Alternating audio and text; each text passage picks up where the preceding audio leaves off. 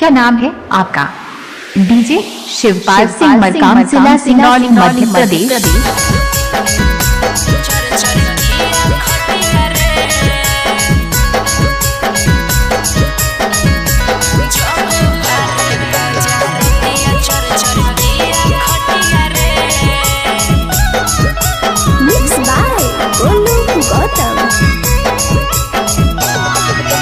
क्या क्या हुआ हमें भी बताओ सुहाग वाली रतिया रे।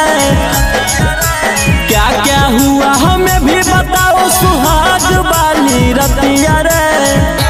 पहिले बूटा बतिया रे, फेरो टूटा नथिया रे।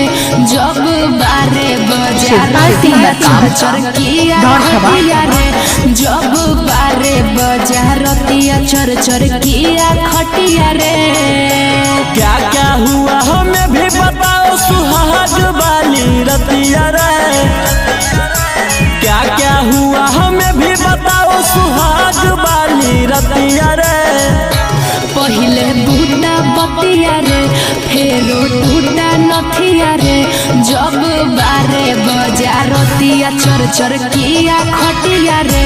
जब 12 बजे रतिया चरकिया खटिया रे।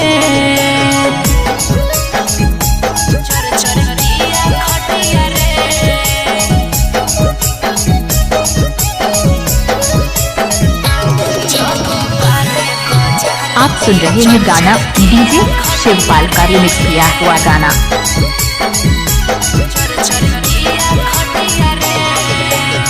पहला मिलन में बस क्या क्या हुआ रे कि कहाँ कहाँ छुआ रे। कैसा कैसा फील हुआ रे। पहले तो प्यार वाला बात दोनों में हुआ रे। ऐसा जगह छुआ रे, दरदिया से मुआ रे। शिवपाल सिंह पता उसको चल कि ना नहीं हरावा के गलतिया रे। पता उसको चल कि ना नहीं हरावा के गलतिया रे। पहिले बूटा बतिया रे, फेरो टूटा नथिया रे।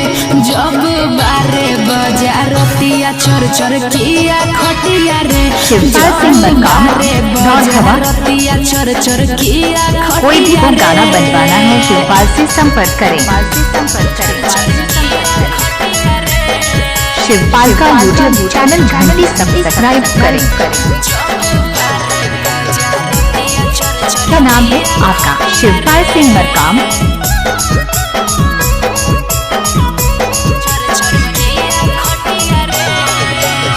रतिया में घूंघटाऊ गया जब पिया रे। जवानी तेरा लिया रे, निशानी ओ क्या दिया रे।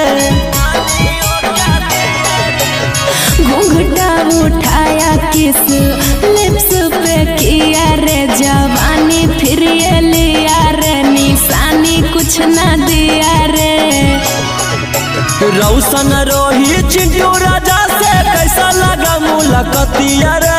शिवपाल सिंह रौशन रोही गौतम गोलू से कैसा लगा मुलाकातिया रे।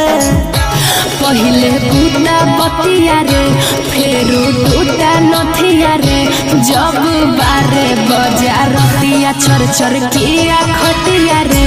जब 12 बजे रतिया चरकिया खटिया रे।